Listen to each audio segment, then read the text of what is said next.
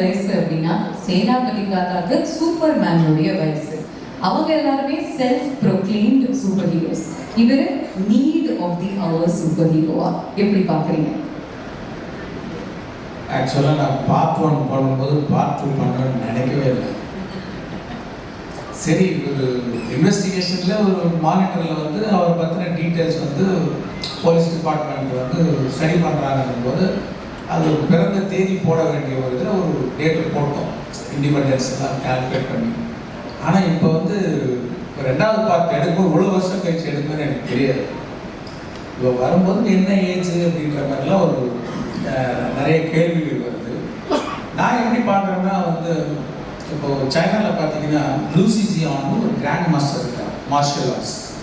அவருக்கு 118 வயசு. அவர் வந்து இப்போ சமீபத்தில் இறந்துட்டார். அவர் அந்த ஏஜில் கூட வந்து பறந்து அடிக்கக்கூடிய ஒரு கிராண்ட் மாஸ்டராக இருந்தார். அதே மாதிரி தான் இந்த கேரக்டரும் நம்ம சேனாபதியும் வந்து இஸ் எ கிராண்ட் மாஸ்டர், தர்மக்கலையில் ஒரு கிராண்ட் மாஸ்டர். இப்போ இவங்களுக்குலாம் ஒரு பொதுவாக ஒரு குவாலிட்டி என்ன இருக்குன்னா டிசிப்ளின், அப்புறம் ஹேபிட்ஸ். அதாவது மெயினாக வந்து நம்ம கல்ச்சர் பார்த்தீங்கன்னா இந்த தியானம், யோகா இதெல்லாம் பண்ணக்கூடிய கேரக்டர். ஃபுட் ஹேபிட்ஸ், அதாவது ஒரு வேளை தான் சாப்பிடுவாங்க. இந்த மாதிரி கட்டுப்பாடோடு இருக்கக்கூடிய ஒரு மார்ஷியல் ஆர்ட்ஸ் கிராண்ட் மாஸ்டர் வந்து வயசு ஒரு பொருட்டே கிடையாது. அவங்க அந்த ஏஜில் இருந்தால் கூட அவங்க ஆக்டிவாக இருப்பாங்க. இப்போ பார்த்தீங்கன்னா இப்போ வந்து சூப்பர்மேனுக்கு ஏஜ் கிடையாது. அதே பார்த்தீங்கன்னா இப்போ அயன் ஃபிலிமினுடைய புக்கில் வர அந்த பாண்டு கேரக்டர் இப்போ கால்குலேட் பண்ணி பார்த்தீங்கன்னா 102 வயசு. நம்ம அப்படியே பார்க்குறோம் பாண்டு, அவர் நம்ம ரசிக்கணும். அந்த மாதிரி தான் நான் பார்க்கணும்னு நான் விரும்புகிறேன். ஏன்னா வந்து சேனாபதி கேரக்டர் வந்து நம்ம ஒவ்வொருத்தர் மனசுலையும் இருக்கிற ஒரு கோபம், ஆதங்கத்தோட வெளிப்பாடு. அவங்க எல்லாருடைய மனசுலையும் இருக்கக்கூடிய கோபம், ஆதங்கத்தோட வெளிப்பாடு தான் அந்த சேனாபதி கேரக்டர். ஸோ அந்த கேரக்டர் எப்போவுமே ஒரு பவர்ஃபுல்லாக இருக்கிறது தான் எல்லாரும் விரும்புவாங்க. நானும் அதான் விரும்புகிறேன். கொஞ்சம் நான் எல்லா பக்கமும் யோசிப்பேன். சரி, இந்த ஏஜுக்காக என்ன பண்ணலாம் அப்படின்னு கொஞ்சம் டிசைன்லாம் பண்ணி பார்த்தேன். கொஞ்சம் வழுக்க வச்சு முடியெல்லாம் கொட்டி போய் இன்னும் கொஞ்சம் சுருக்கெல்லாம் வச்சு என்னால் பார்க்க முடியல. எப்படி எதுக்கு இப்படி பார்க்கணும், அது ஒரு சூப்பர்மேன் கேரக்டர் மாதிரி தானே அப்படின்னு சொல்லிட்டு தான் இந்த லுக்கில் இந்த படத்தில் காமிக்கிறோம். இதில் ஒரு பெரிய அட்வான்ஸ்மெண்ட் என்னென்னா, பார்ட் 1 பண்ணும்போது அப்போ வந்து ப்ராஸ்தட்டிக்ஸ் வந்து அன்னைக்கு இருக்கிற ஸ்டேஜில் வந்து கொஞ்சம் திக்னஸ் ஜாஸ்தி. ரொம்ப கஷ்டம் சார், இப்போவும் கஷ்டம் தான், ரொம்ப கஷ்டம். ஏன்னா அந்த திக்னஸ்க்கு வந்து நீங்கள் சாதாரண நடிச்சிங்கன்னா வெளியில் வராது. அந்த கண்ணாடியில் பார்த்து எத்தனை மடங்கு நடித்தா இந்த ஸ்மைல் வர்றதுக்கு எவ்வளோ பம்ப் பண்ணணும், அது எவ்வளோ ப்ரெஷர் போடணுன்றது கண்ணாடியை பார்த்து ஒவ்வொரு ஷாட்டுக்கு முன்னாடி சார் நடித்தாங்க. இப்போ வந்து இன்னும் கொஞ்சம் மெல்லிஸ் ஆகிடுச்சு ப்ராஸ்தட்டிக்ஸ். அப்படிங்கும்போது நான் சொன்னது என்னென்னா, அப்போ வந்து பேக் அண்ட் ஃபோர்த் போகிறதுக்கு வசதி இல்லை. நல்லாவே ஸ்பெண்ட் பண்ணார். இருந்தாலும் அமெரிக்காவுக்கு போயிட்டு ஒரு டெஸ்ட் ஒன்று பண்ணிவிட்டு அப்புறம் இன்னும் கொஞ்சம் ஃபைன் டியூன் பண்ணலாம், அந்த ஃபெசிலிட்டிலாம் அப்போ இல்லை. இப்போ வந்து நான் என்ன சொன்னேன்னா, போன படத்தில் வந்து ஃபஸ்ட்டு பார்க்கும்போது யாருக்கும் ஒரு கமல் சார் மாதிரி இல்லையே, இல்லை கமல் சார் மாதிரி இருக்கே அப்படின்னு ஒரு ஒரு டிஸ்கஷன் போச்சு. இந்த வாட்டி நான் சொன்னது லெகசி எஃபெக்ட்ஸ்ன்றவங்க இந்த மேக்கப் டிசைன் பண்ணாங்க. அவங்ககிட்ட நான் சொன்னது, இந்த வாட்டி I want to see our actor more. ஏன்னா ப்ராஸ்தட்டிக்ஸில் வந்து நம்ம ஆக்டருடைய முகம் வந்து அந்த திக்னஸில் போயிடக்கூடாது, ஆடியன்ஸுக்கு வந்து அந்த ஆக்டரை பார்க்கணும்.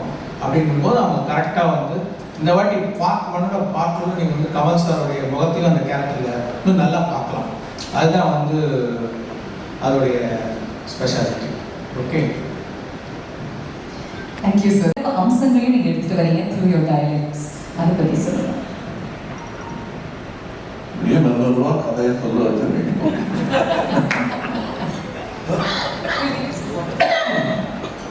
பட் உண்மை என்னன்னா, முதல்ல இந்த படத்தை பார்க்க போகிறவங்க சாதாரண ரசிகர்கள், நானும் அதான் வச்சுருக்கேன். என்ன செய்ய போறாங்க? இப்போ எனக்கு பதிலாக இன்னொரு நடிகரை வச்சு ஒரு இந்தியன் 2 பண்ணுறாங்கன்னு வச்சுருக்கேன். அவரை நம்பி வந்துட்டாங்க அப்படின்னு பண்ணுறாங்க வச்சுருக்கேன்.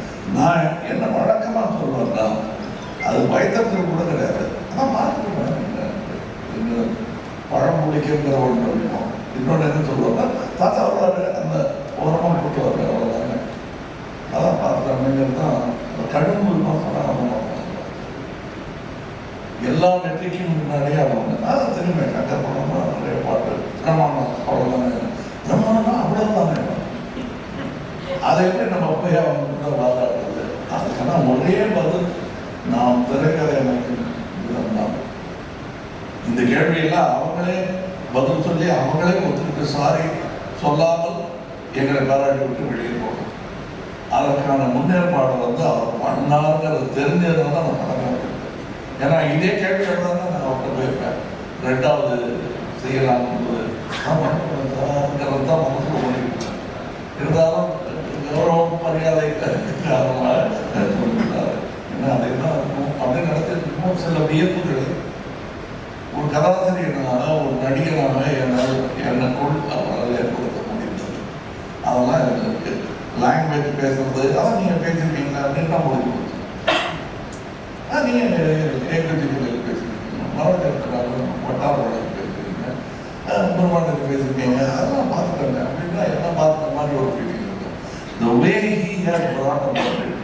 இந்த படத்துக்கும் அதற்கும் என்ன, இது சும்மா பல்வேறு ட்ரெஸ்ஸில் வந்து நிற்கிற ஒரு அலங்கார பொருளாக இல்லாமல் ஒரு காரணத்தோட வச்சிருக்காரு.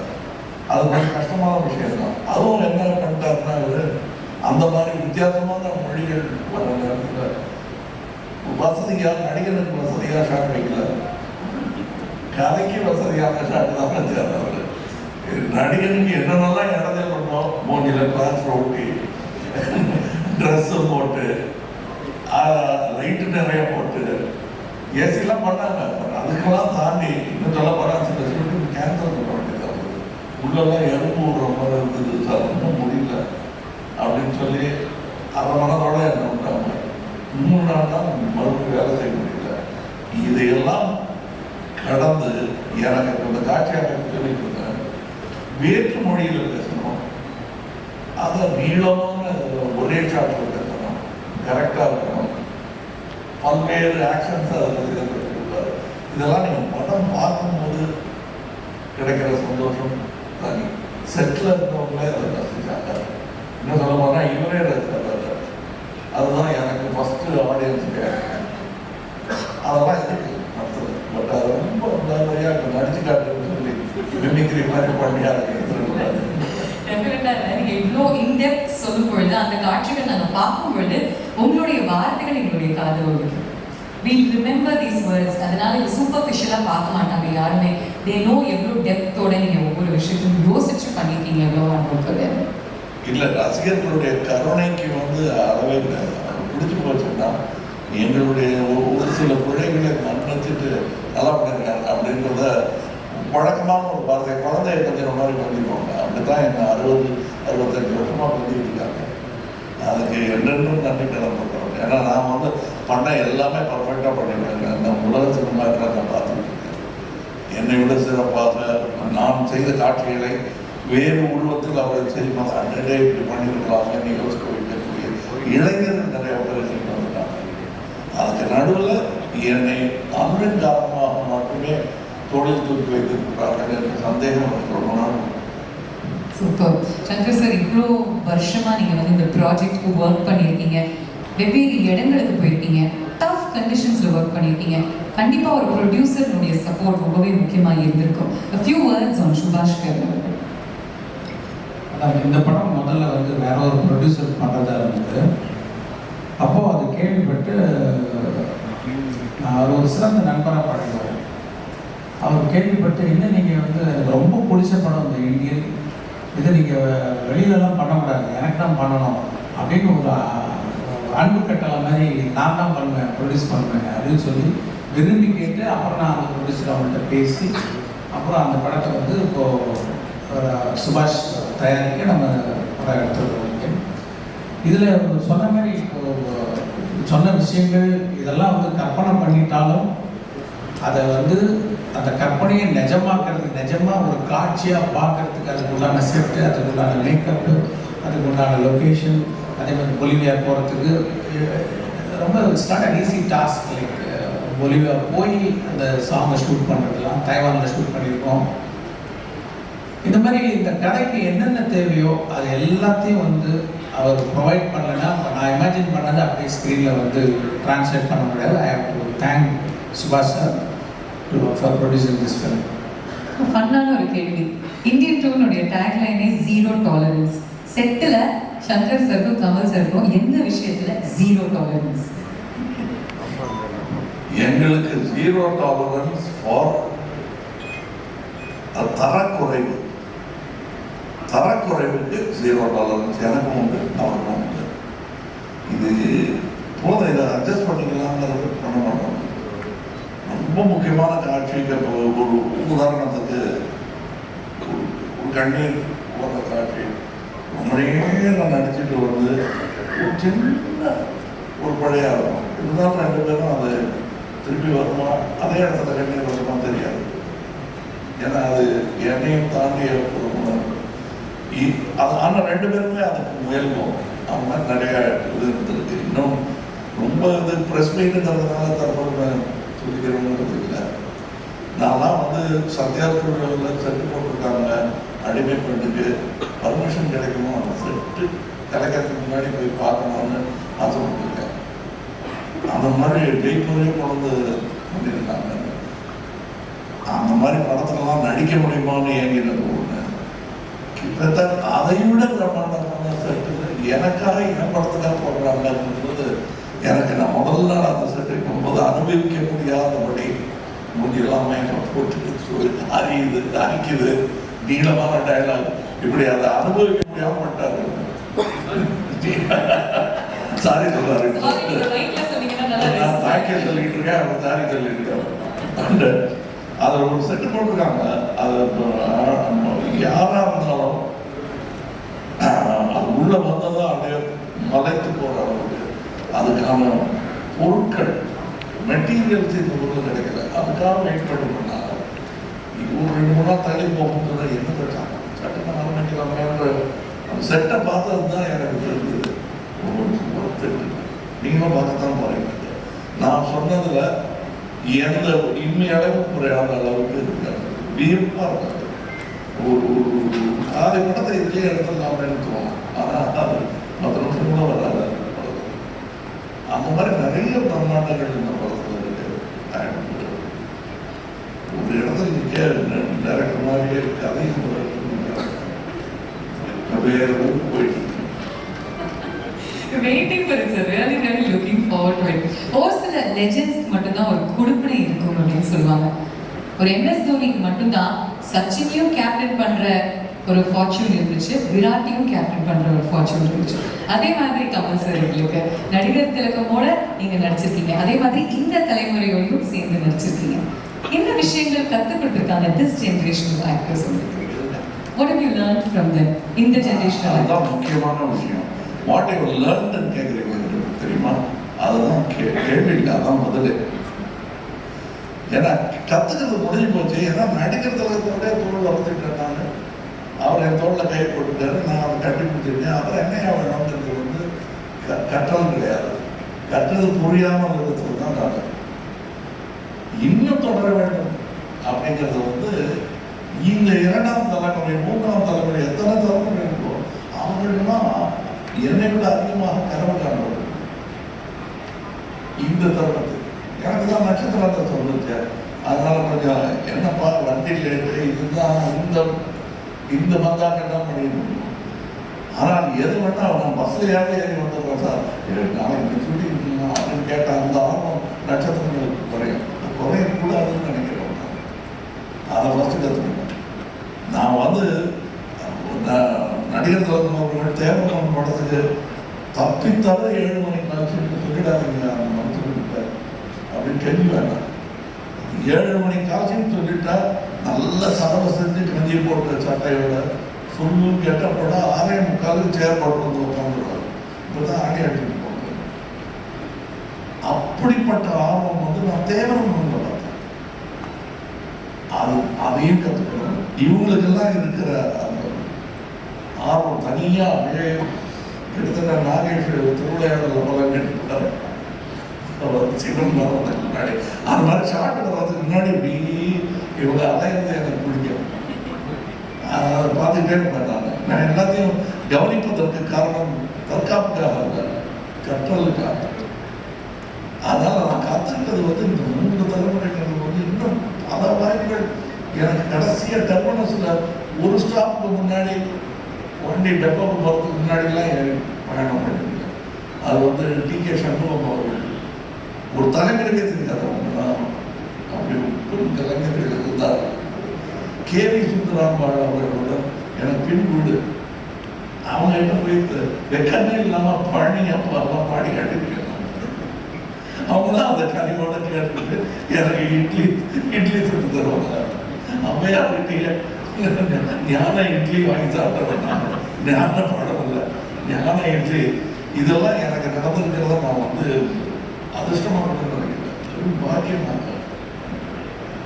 These moments, sir, இந்த கதைகள் கேட்கறதுக்கு we feel truly special. Thank you.